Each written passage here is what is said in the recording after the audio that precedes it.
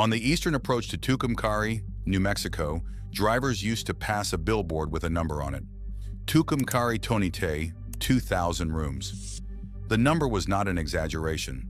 Along a 4-mile corridor on the edge of town, motel after motel stood shoulder to shoulder, each with its own neon sign, its own gravel lot, its own family living in the unit nearest the office. Tucumcari's population in those years was somewhere around 6,000 people. The town had built roughly one bed for every 3 residents. Today you can drive that same corridor in about 8 minutes. A handful of motels still take guests. The rest are foundations, empty offices, sign poles holding nothing, courtyards with the asphalt breaking apart from underneath. Businesses fail all the time. They do not usually fail in a line. That is the part worth sitting with.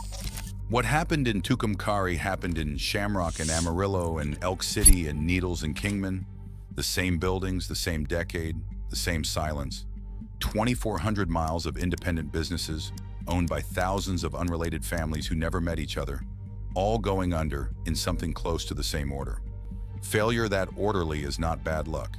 It is a mechanism. To find it, we have to go back further than the motels, back before anyone had built a single cabin on Route 66, to a moment when American towns were doing something that now sounds impossible. They were inviting strangers to sleep on public land, for free. In the early 1920s, the automobile had produced a new kind of person, the middle-class traveler with no reservation and no plan. Hotels sat downtown, near the railroad depot, and they were built for a passenger who arrived on a schedule. The motorist arrived whenever the light failed. Towns noticed the money. A municipal auto camp was cheap to build. Water, a privy, a few tables, some shade. And every car that stopped meant meals bought, gas bought, tires patched. Denver's Overland Park grew into a small city of tents, hundreds of sites, its own grocery and barbershop. Chambers of Commerce advertised free camping the way they would later advertise free parking. Then the arithmetic broke. By the end of the decade and violently after 1929, the free camps stopped filling with vacationers and started filling with people who had nowhere else to be. Families moving west with everything they owned strapped to a Model A did not stay one night and buy a steak dinner. They stayed. Towns that had opened their land to attract customers discovered they had opened it to attract residents. The response was a fee, 50 cents a night, sometimes less. And a fee changes everything, because the moment you charge a traveler for a patch of dirt, he begins comparing it to a room. The camps that survived started building. First canvas over a wooden frame, then a plank floor, then walls, then a roof that did not leak. The cabin camp was not designed. It was negotiated one complaint at a time. The next step came from a man who was trying to invent something much larger than what he actually built. Arthur Heinemann was an architect in Pasadena, California, and he had noticed the same gap everyone else had noticed.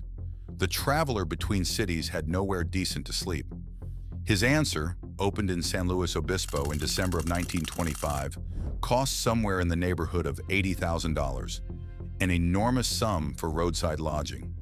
Mission-style bungalows around a courtyard, a garage attached to each unit so a driver could park beside his own door and carry his own bag 10 feet. He needed a name for it. Hotel was wrong. The building had no lobby, no bellhop, no downtown. He compressed motor and hotel and put the result on the sign. Motel. Heinemann intended a chain of them running up the California coast. The Depression ended that plan before the second one opened. He had coined a word he could not hold on to, and within 15 years it belonged to everybody. A generic term for an industry he never got to build. But the thing he actually left behind was not the word. It was the shape. Detached units around a court. Park at your door. And that shape had a financial property nobody planned for. It could be built in pieces. A family could put up 4 cabins with savings, rent them, and use the rent to put up 4 more. No architect, no lender, no board. This deserves a pause because it explains almost everything that follows. An industry that grows without banks is an industry with no relationship to capital.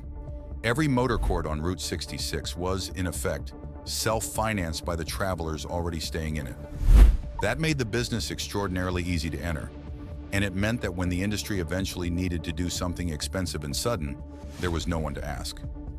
By 1940, there were thousands of these places, and they had a problem that had nothing to do with money.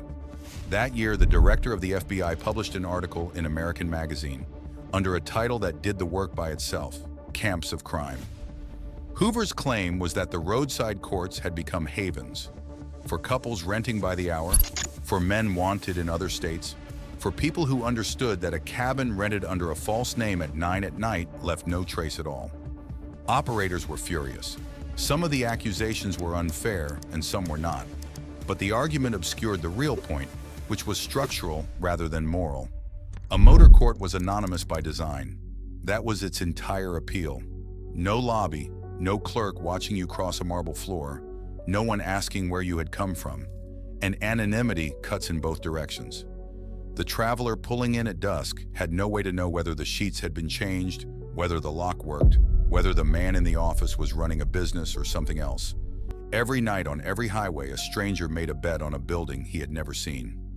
The independents understood the danger immediately, and their answer was the most interesting thing they ever did. They started vouching for each other. United Motor Courts had formed in 1933. Quality Courts followed at the start of the 40s. In 1946, a California operator named M.K. Guertin organized what became Best Western. Not a company at first, but an agreement. Members inspected one another. Members recommended one another. A guest checking out in Flagstaff could be handed the name of a member court in Barstow, and the operator would telephone ahead. Independent motel keepers, defending themselves from the accusation that no one could trust them, had invented a referral network, a quality standard, and a reservation system. They had built, out of necessity and in miniature, the exact machine that would eventually put most of them out of business. Nobody could have seen that in 1946. In 1946, it simply worked. The post-war decade was the closest thing to a gift the industry ever received. Gasoline came off ration, cars came back into production, paid vacations spread through union contracts, and a generation that had spent 4 years being told where to go, got into automobiles and went wherever they wanted. Roughly 10,000 tourist courts had been counted in the mid-30s. By 1948, the figure was somewhere near 26,000. By the early 1960s, the American motel count peaked around 61,000. On Route 66, that boom had a face.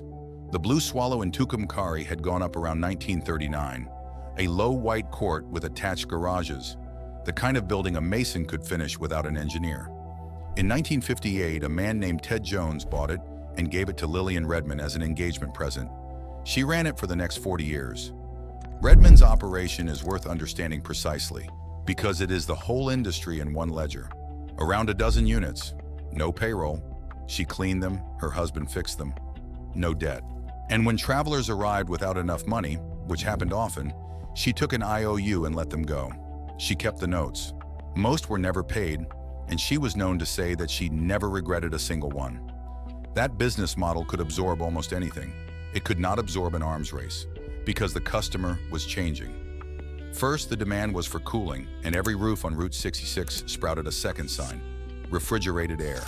Because in New Mexico in August, that sign was the whole decision. Then television, then telephones in the rooms. Then by the late 50s, a swimming pool, which cost more than several cabins and generated no revenue at all. Look at what those signs actually were. Each new one was a confession that the previous investment had stopped being an advantage and become a baseline. The courts were spending more every year to stay exactly where they already were. And they were doing it while a man in Memphis was preparing to change the question entirely.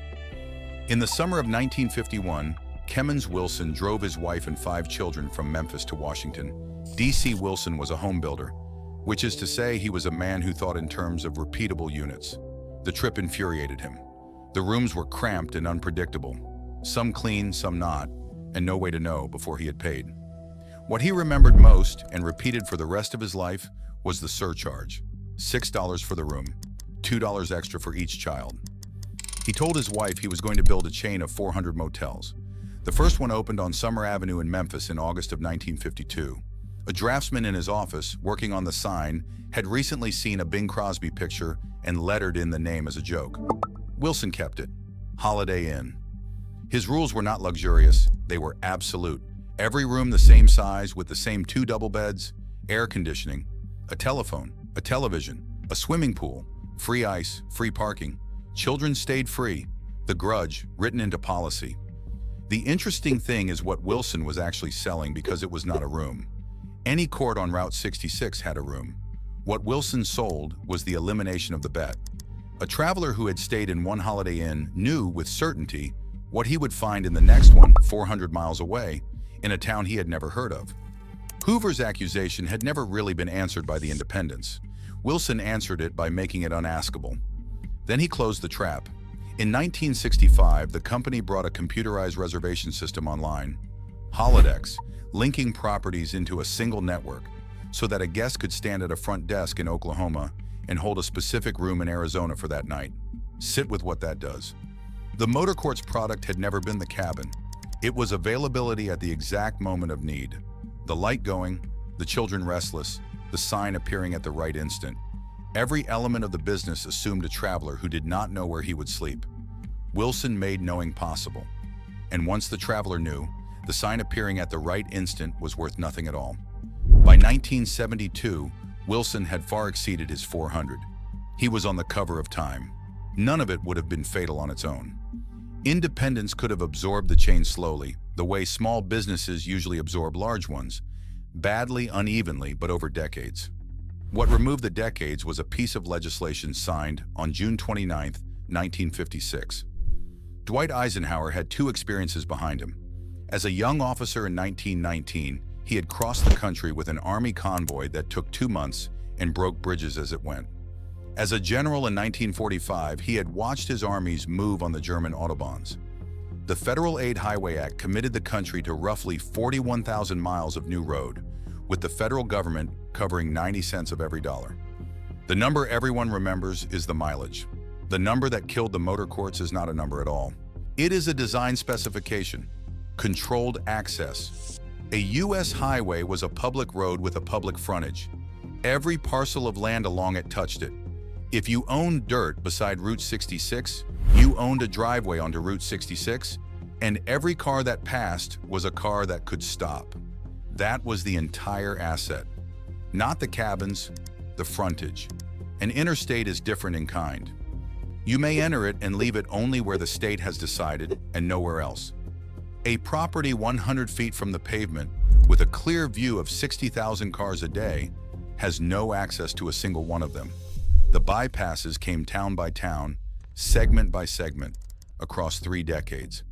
And they did not arrive as a decline. They arrived as a date. In Holbrook, Arizona, Chester Lewis had built a court of 15 concrete teepees in 1950, licensed from a Kentucky designer named Frank Redford, paying his royalty through coin-operated radios in the rooms. Wigwam Village No. 6 did well for 24 years. Interstate 40 reached Holbrook, and Lewis closed the doors in 1974. The teepees stood empty for 14 years. In the Mojave, Amboy had grown up around Roy's, cafe, garage, cabins, that swooping 1959 sign, a town that existed because the road existed. When Interstate 40 opened to the north in 1973, Amboy's traffic did not thin. It stopped. The population fell towards single digits. Decades later, the whole town sold for a few $100,000 to a man who owned a fried chicken chain. At Glen Rio, on the Texas-New Mexico line, the motels and cafes were bypassed in 1975. The buildings are still standing. Nothing else is.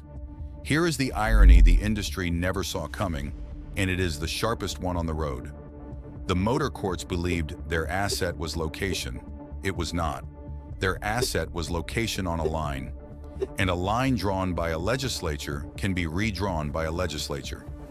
They had built permanent buildings beside a temporary fact. The obvious response was to move to the interchange. Some tried. Almost none succeeded. And the reason takes us back to a detail from 30 years earlier. Interchange land was not ordinary land. Routes were surveyed and argued over for years before construction. And by the time an exit was public knowledge, the ground around it had usually been assembled by people with better information and deeper pockets. What sold at farm prices in 1957 sold at commercial prices in 1963. The building had changed too. A 12-unit court could not pay for interchange dirt.